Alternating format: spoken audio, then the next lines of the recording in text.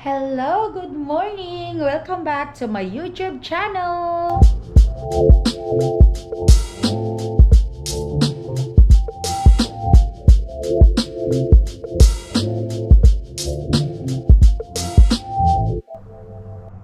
Ayan, today is a very nice weather day. Medyo malamig, kaya lang maganda pa rin yung weather. Tignan nyo naman ang aking mga halaman. Oh my goodness, nagkanda lunod-lunod na ang aking mga halaman. Kita nyo, may nagsuswimming na ata dyan. Pero papabawasan ko yan kay Rani pagka ano. Ayan o, kasi nga 'di ba, walang tigil yung ulan. Tapos this week, uulan pa ng uulan. Ay, kaya maraming kaulanan ngayong linggo na to ang magaganap. So for today's video, magluluto po tayo ng pansit. Alam niyo, matagal na ako nagki-crave ng pansit. Bumili ako niyang mga ricado ng mga pangpansit ko the other day, kaya lang hindi ako nakapagpansit dahil nga naggawa ako ng Mongolian beef. Kaya lang, unfortunately, parang napaalatan ko ata yung aking Mongolian beef. Kaya hindi ko na lang siya pinakita sa inyo kasi palpa. Oh my God. And then may singaw-ngaw ako dito kaya medyo masakit magsalita, masakit mag-smile kasi natatamaan siya. So ngayon, maghihiwa tayo ng mga gagamitin ko for my pansit.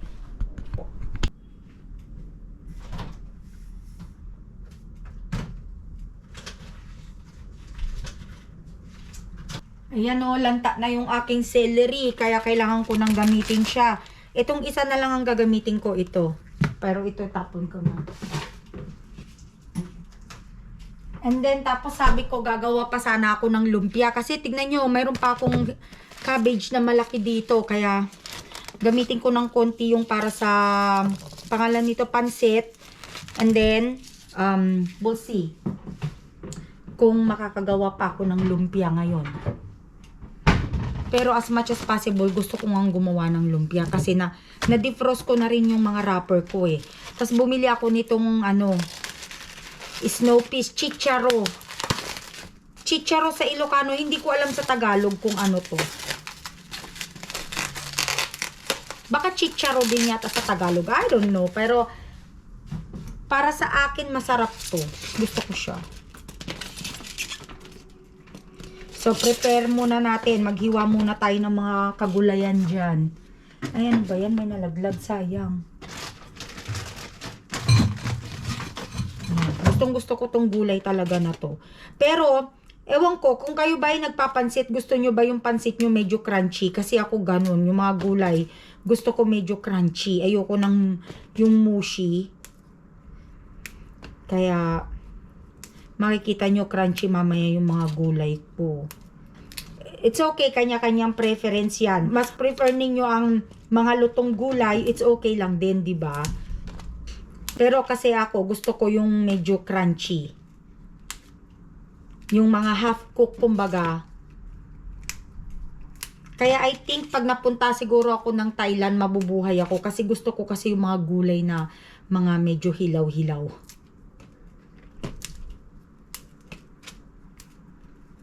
Isa yan sa mga gusto kong puntahan ngayon, sa mga bucket list ko, ang pumunta ng Thailand. Gusto kong matikman yung mga ibang mga exotic food nila. Uy, maliban dun sa mga yung mga insekto, ayoko yung mga yun.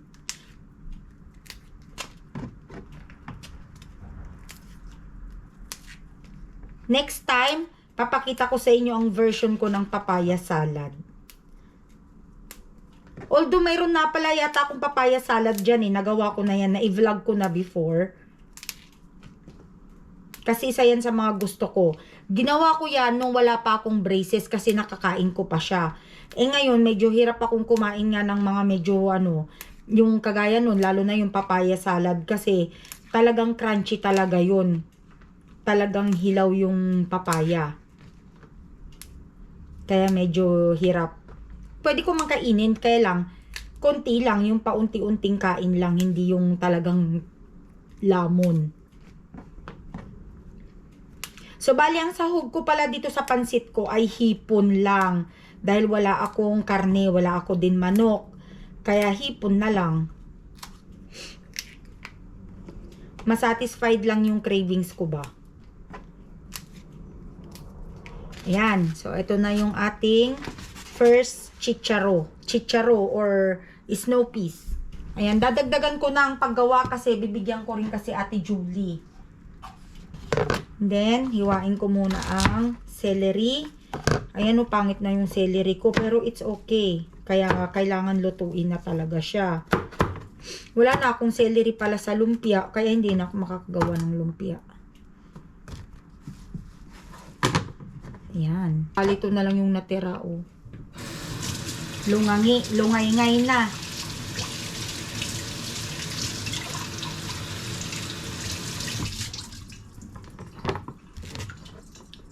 Lungay-ngay na ang celery. Wala pa namang pila sa mga susunod na araw dahil nag-uulan, maulan. Tapos nung last time naman na pumila kami ni Auntie Baby, cancel pala. Tapos wala man lang nagsabi. Nakapila kami doon. Yan, mapapanood nyo yan sa... napanood nyo na yan sa vlog. Na-i-vlog ko na yan. Tagal pa naman namin naghintay ni Auntie Baby doon bago wala naman pala. Wala man lang nag-announce. Although madami kaming naghintay, hindi lang kami. May mga iba pang mga naghintay doon. Tapos wala man lang talagang nagsabi ba. Na, hoy, wala palang pila ngayon. Hindi man lang nila sinabing ganun.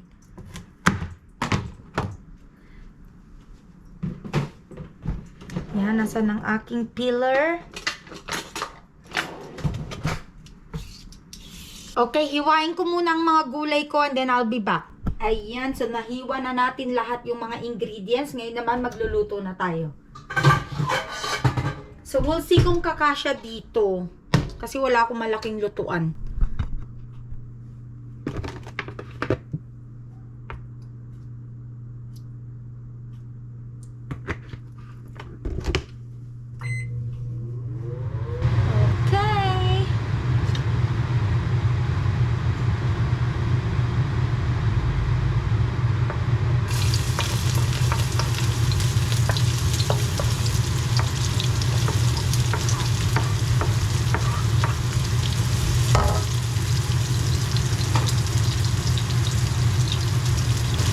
Kasi sa amin, mas gusto nila yung maraming sahog. So, dinamihan ko yung hipon. Kasi mag-shrink naman yan eh.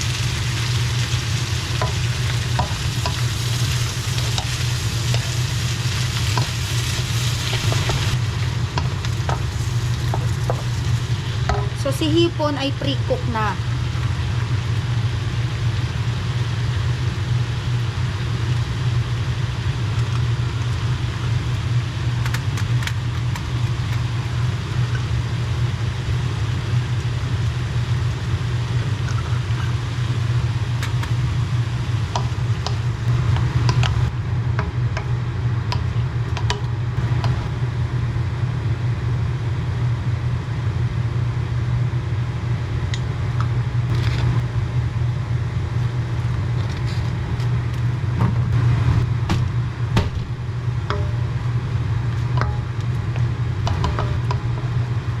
Hoy, wag nyo akong i-bash kung paano magluto ng pansit ha. Kasi hindi naman ako expert gumawa ng pansit.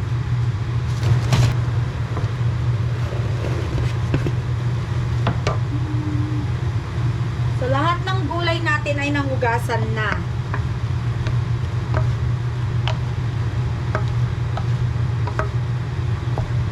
Yan, most likely, lahat ng mga gulay pinagsasabay-sabay ko na yan.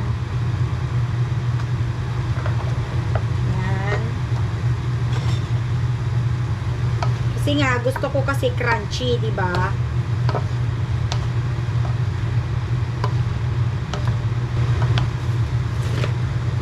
Yan, hugasan na rin yan.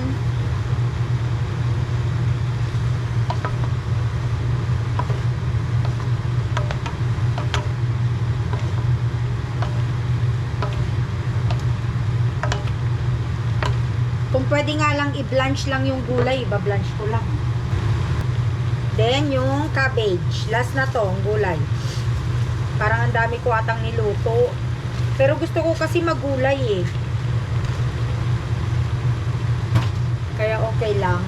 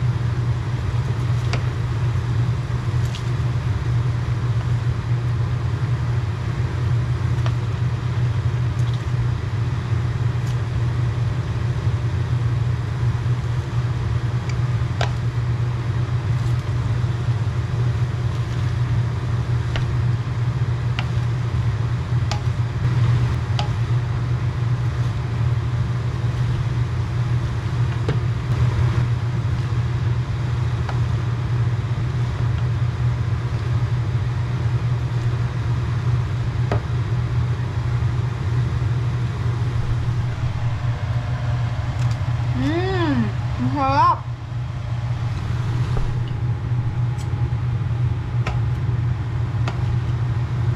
Ang aking malacrunching pansit gulay.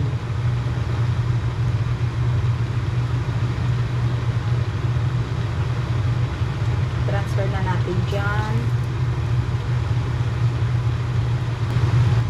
Alam nyo, ito palang ulam na eh. Huwag nang lagyan ng pansit.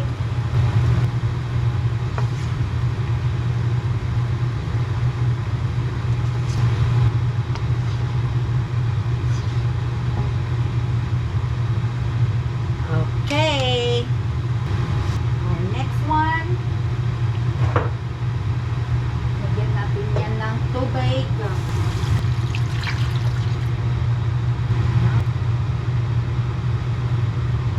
Para pampalasa. Before that, kailangan muna natin siyang tikman.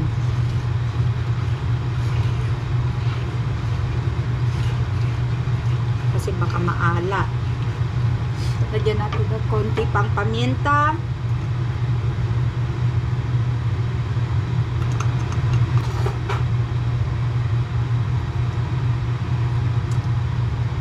And then konting toyo. At saka oyster sauce. Kasi medyo matabang.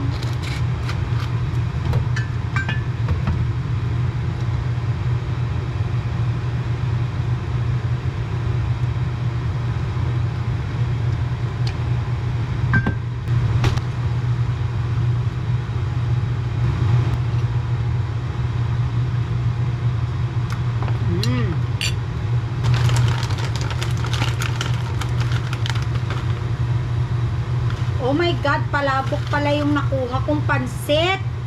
Hindi yung pangpansit talaga na ano. Oh my goodness. Bahala na.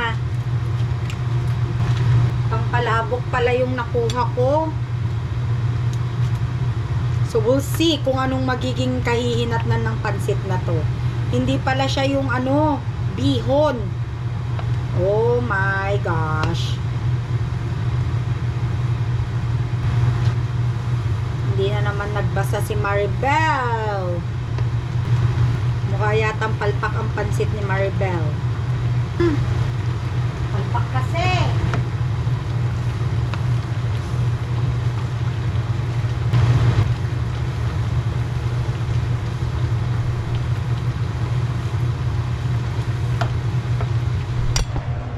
Palpak. Kasi pansit palabok pala itong nakuha ko. Hindi ko naman binasa. Basta kinuha ko na lang. O diba ang galing talaga, no? Kaya lesson learned. Magbasa-basa pag may time. Diyos ko, Lord.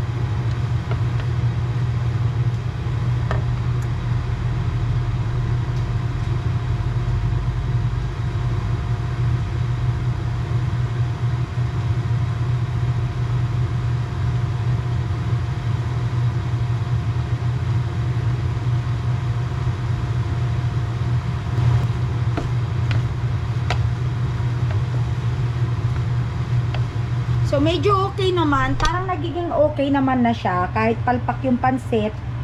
Ayan. Pansit palabok, di ba? Yung ginamit kong noodles. So, we'll see kung anong magiging kahihinatnan niya by the end of the cooking process. Ano ba yan?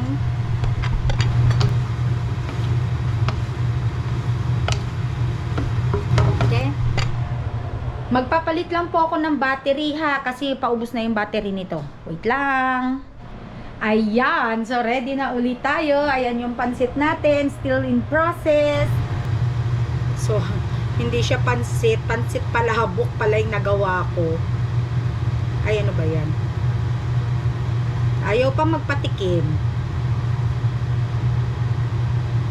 Or baka kasi matigas pa siya.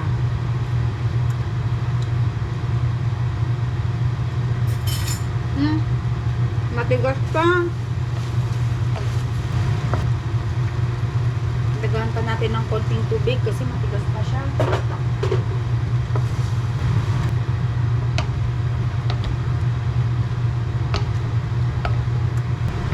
So, alam nyo po ba na dati hindi naman ako magaling magluto ng pansit. Pero, natuto na lang tayo. Kasi syempre, gusto nyong kumain, di ba? Hindi naman pwedeng bumili ka na lang lagi.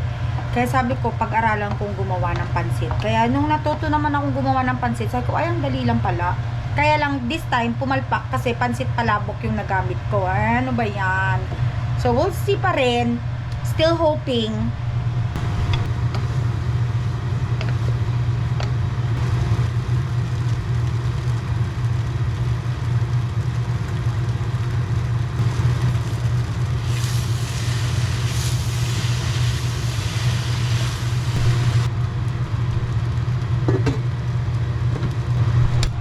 Ayan, luto na yung pansit natin kahit papano. O, di ba, palabok nga lang yung noodles ko. But it's okay. Okay na rin yan. Basta masatisfied lang yung cravings, di ba? Okay, so naluto na ang pansit natin. Finally, nakapagbigay na ako kay Ate Julie. You know, test, di ba? Taste test, yun. And then, nung naghatid ako sa kanya ng pansit, ito naman yung binigay niya. May binigay din siya. Sandali. Buksan natin. Ayan. Wait. Yan o, binigay niya. Nag-bake siya ng zucchini bread. So, tikman natin yan mamaya kung anong lasa niya. O, diba?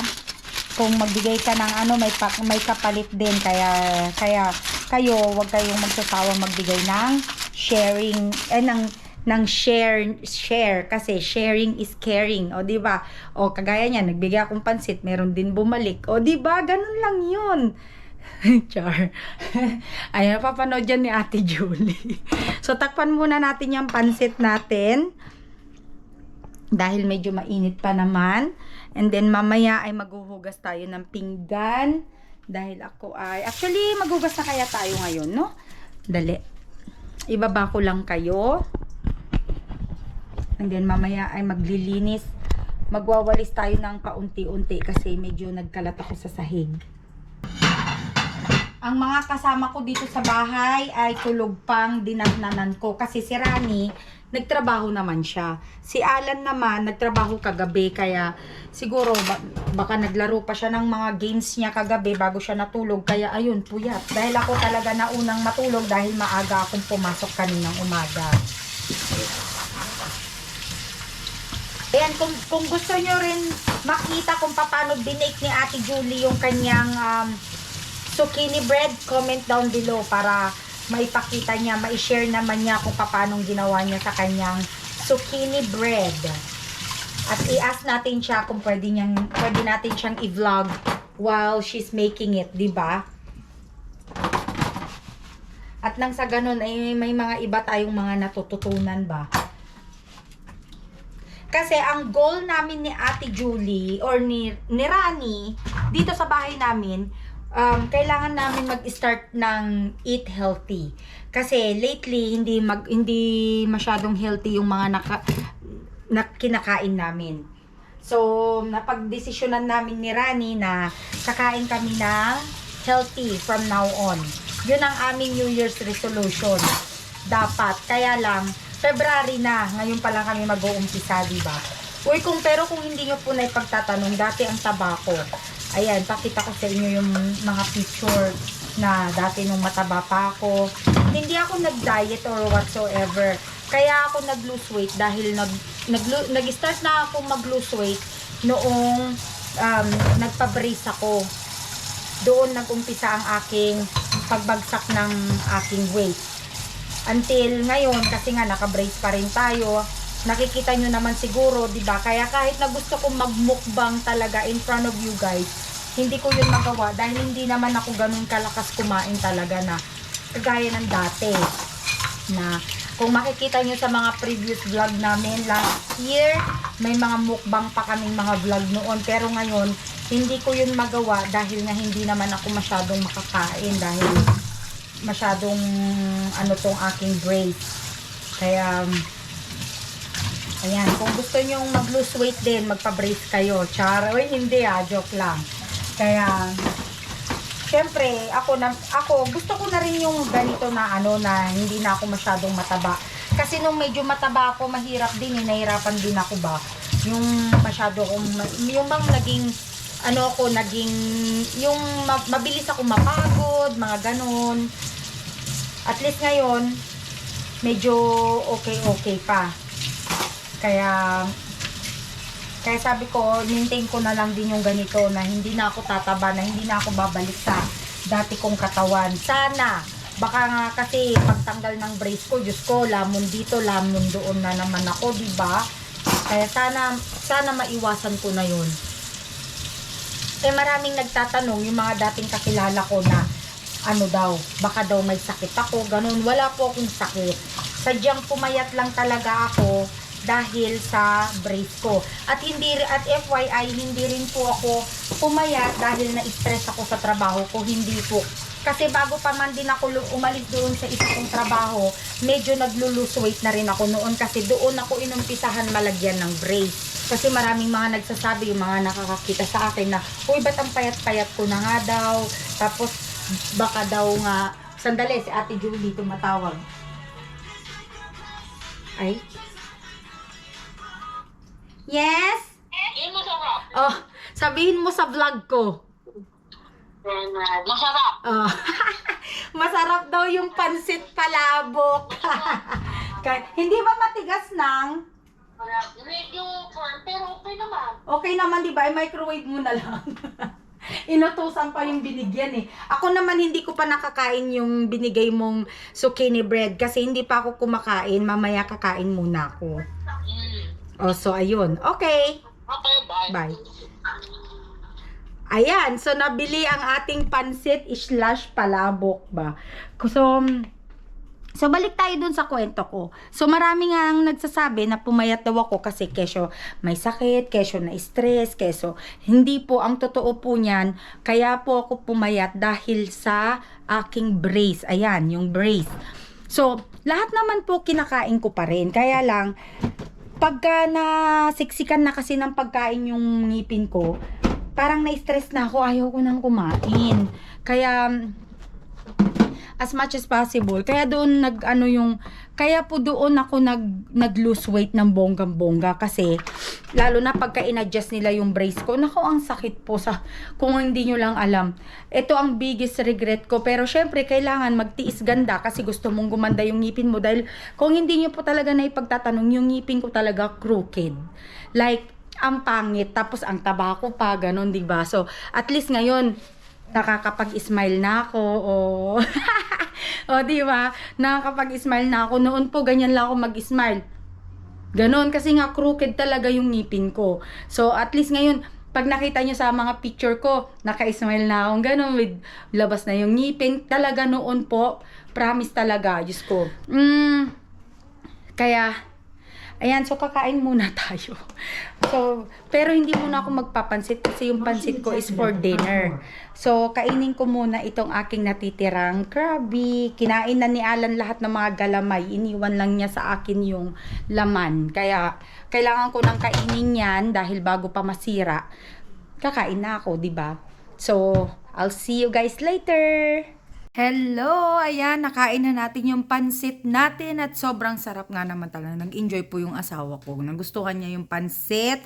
Kaya po, kung kayo po ay nagustuhan nyo tong video na ito, please like, subscribe, and hit the notification bell button para lagi po kayong updated sa mga bago naming video. Hanggang sa muli po, kakabsat. Bye-bye!